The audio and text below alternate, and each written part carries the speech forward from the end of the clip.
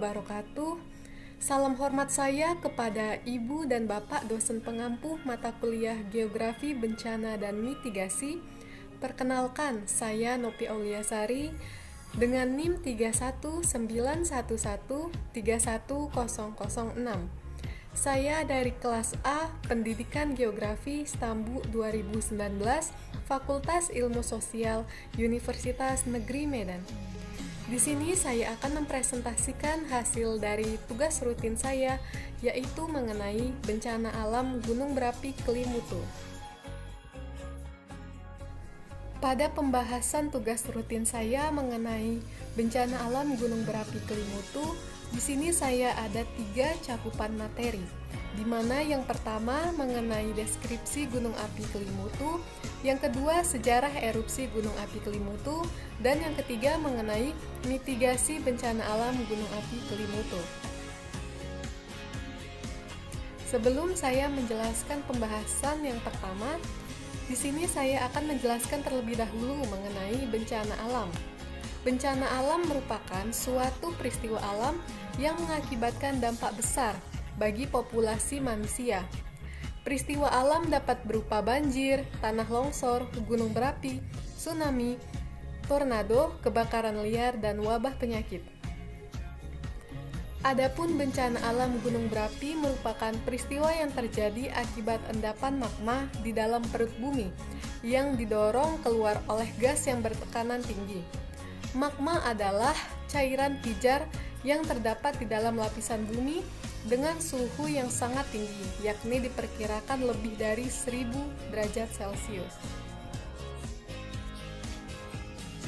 Selanjutnya, saya akan menjelaskan pembahasan pertama mengenai deskripsi Gunung Api Kelimutu. Gunung Api Kelimutu adalah gunung berapi yang terletak di Pulau Flores, Provinsi Nusa Tenggara Timur, Indonesia.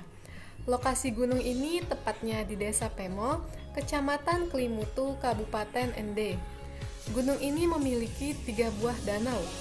Danau ini dikenal dengan nama Danau 3 Warna, karena memiliki 3 warna yang berbeda, yaitu merah, biru, dan putih. Kelimutu sendiri merupakan gabungan dari kata keli, yang berarti gunung, dan kata mutu, yang berarti mendidih. Menurut kepercayaan penduduk setempat, warna-warna pada Danau Kelimutu memiliki arti masing-masing dan memiliki kekuatan alam yang sangat dahsyat.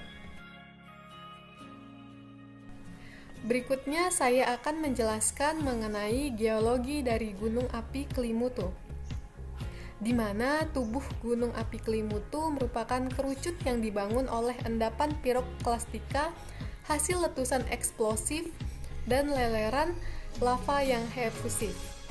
Lerengnya berkembang ke arah timur dan di bagian puncak terdapat 3 buah danau kawah dengan warna air yang berbeda. Luas ketiga kawah tersebut diperkirakan 1.051.000 meter persegi dengan volume air 1.292 juta milimeter. Batas antara ketiga kawah tersebut adalah pematang atau dinding sempit yang mudah longsor. Dinding ini sangat terjang dengan sudut antara 60 derajat sampai 70 derajat, dengan ketinggian dinding berkisar antara 50 sampai 150 meter. Berikutnya saya akan menjelaskan mengenai sejarah erupsi Gunung Berapi Kelimutu, di mana di sini menurut keterangan penduduk sekitar gunung api. Selanjutnya saya akan menjelaskan mengenai sejarah erupsi Gunung Api Kelimutu, di mana menurut keterangan penduduk di sekitar gunung api ini, ketiga danau kawah telah ada sepanjang sejarah. Dinding antara kedua kawah yang terletak di sebelah timur jauh lebih besar dan sama tingginya dengan dinding lainnya. Kira-kira 80 tahun yang lalu, orang masih dapat berjalan dari Doi ke Buluria melewati dinding kawah tadi. Setelah itu terjadi letusan yang melontarkan abu dan batu hingga mencapai kampung Pemo. Karena itu dinding menjadi sempit atau boleh dikatakan hampir lenyap. Aliran lahar dan hujan abu pada waktu itu turun hingga suasana menjadi gelap gulita. menurut taksiran terjadi antara tahun 1869 dan 1870. Kegiatan terakhir adalah pada tahun 1968, di mana letusan-letusan disusul dengan semprotan-semprotan air serupa geysers mencapai tinggi 10 meter. Dilihat dari produk erupsinya yang banyak terdiri atas batuan lava, maka diinterpretasikan bahwa karakter letusan Gunung Kelimutu ini lebih didominasi oleh erupsi bersifat efusif yang diselingi oleh erupsi yang bersifat eksplosif. Erupsi atau letusan Gunung Kelimutu merupakan letusan magmatik eksplosif yang sangat membahayakan. Letusan freatik sering terjadi, mengingat terdapatnya air danau kawah. Letusan freatomagmatik dapat terjadi, sedangkan letusan freatik dapat merupakan letusan pendahuluan dari suatu letusan magmatik. Adapun status Gunung Api Kelimutu di Kabupaten Ende, Pulau Flores, Nusa Tenggara Timur meningkat.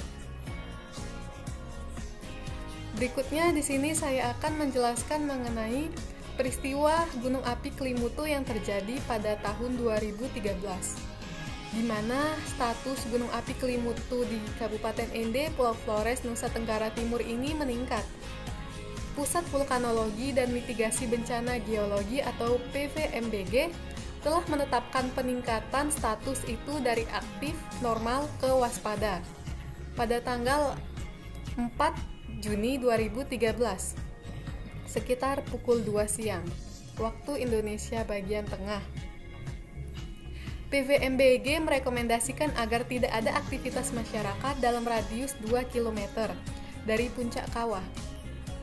Dan pihak tersebut menerima informasi untuk sementara pendakian maupun kunjungan wisatawan ditutup.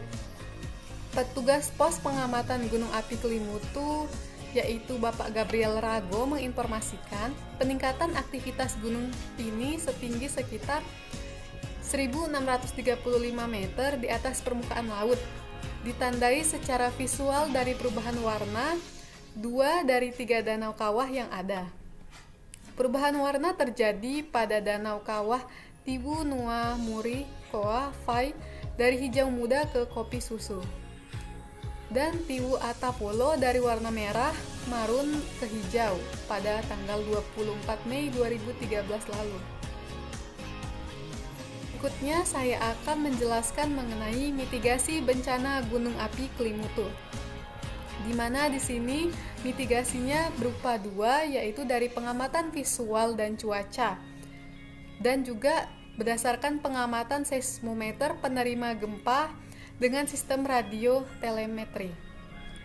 Nah, di sini saya akan menjelaskan yang pertama dulu mengenai pengamatan visual dan cuaca, di mana meliputi kenampakan gunung, warna dan tinggi asap, perubahan warna air danau, tekanan gas, suhu udara, keadaan cuaca, kelembapan udara, tekanan udara, curah hujan, angin, dan juga iklim. Lalu yang kedua, di mana pengamatan dari seismometer penerima gempa dengan sistem radio telemetri. Dan alat tersebut dipasang di sebelah timur puncak Gunung Kelimutu pada posisi geografi 8 derajat 45 menit 41,82 detik lintang selatan dan 121 50 menit 9,54 detik bujur timur. Ketinggiannya berupa 1103 meter dan sinyal gempa ditransmisikan dengan sistem radio pancar atau RTS ke pos pengamatan dan direkam dengan pencatat gempa tipe PS2. Lokasi stasiun seismik temporer dan permanen yang dipasang di Gunung Kelimutu dari lokasi titik ukur dengan EDM. Kegempaan yang terekam di Gunung Kelimutu didominasi oleh gempa tektonik jauh dan tektonik lokal. Gempa bumi sangat jarang terekam di Gunung Kelimutu ini. Selanjutnya, berdasarkan sifat letusan Gunung Kelimutu, maka bahaya gunung api yang mungkin terjadi Antara lain, yang pertama, bahaya letusan berupa lontaran material-material lepas atau bom vulkanik, lapili, dan abu gunung api, serta material batuan samping pada saat letusan terjadi berupa hasil gerusannya terhadap sisa kepundan maupun kawah. Jauhnya lontaran material vulkanik tersebut tergantung pada kekuatan letusan dan ukuran serta arah angin. Umumnya, bom vulkanik dan lapili yang dilontarkan pada waktu letusan tersebar di sekeliling kawah. Bahaya lemparan lumpur dan lahar, terdapatnya telaga atau danau di dalam dasar kawah memungkinkan terjadinya lemparan atau semburan lumpur akibat letusan magmatik yang eksplosif maupun letusan freatik. Lumpur yang dilemparkan dapat bersifat panas karena air yang terdapat dalam danau cukup banyak. Sangat mungkin terjadinya lahar letusan atau aliran lahar. Selanjutnya di sini saya akan menjelaskan mengenai daerah bahaya Gunung Api Kelimutu, di mana ada 2 daerah bahayanya. Daerah bahaya pertama meliputi daerah kompleks kawah yang meluas melalui lembah lereng dan kaki bagian utara, barat, timur, selatan, dan tenggara, serta lembah-lembah sungainya, yang mungkin terlanda oleh jatuhan piroklastika, lelehan lava, aliran abu, dan lahan primer atau aliran lahar yang dapat mematikan. Lalu daerah bahaya 2. Daerah bahaya 2 terutama meliputi daerah aliran sungai yang berhulu di bagian puncak atau tepi kawah, bila mana lembah sungainya mempunyai topografi rendah atau landai ataupun berupa dataran, maka pada musim hujan dapat terlanda oleh lahar hujan. Luas daerah bahaya yang kedua ini lebih kurang 25 km persegi dan merupakan permukiman penduduk serta lahan pertanian. Daerah ini dipengaruhi oleh bahan lontaran yang lebih halus berupa pasir kasar atau halus, abu gunung api, dan aliran lahar. Bentuk daerah ini adalah lingkaran dengan jari-jari 8 km dari titik pusat letusan dan akan berubah menjadi bentuk lain sesuai dengan arah dan kekuatan hembusan angin. Selanjutnya di sini saya akan menjelaskan mengenai penanggulangan bahaya akibat bencana alam Gunung Api Kelimutu. Untuk mengurangi bahaya Gunung Kelimutu pada masa mendatang perlu dilakukan langkah-langkah sebagai berikut.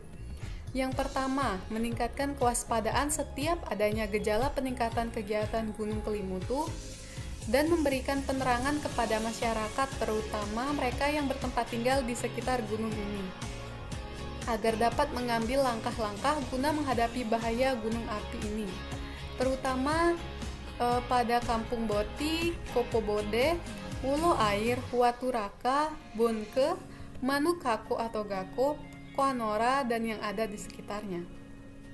Lalu yang kedua, menekan atau mengurangi jumlah permukiman baru, terutama yang mendekat ke arah puncak dan sekitar lembah-lembah sungai atau jalur lahar. Yang ketiga, meningkatnya sarana komunikasi daerah bahaya guna penyelamatan atau pengungsian penduduk bila terjadi tanda-tanda letusan besar. Lalu yang keempat dapat berupa pengamatan secara terus-menerus atau berkesinambungan dari pos pengamatan gunung api guna peramalan letusan dan bahaya gunung api tersebut. Baik, itulah hasil presentasi tugas rutin saya mengenai bencana alam Gunung Api Kelimutu. Apabila ada kesalahan kata saya memohon maaf sebesar-besarnya. Terima kasih. Wassalamualaikum warahmatullahi wabarakatuh.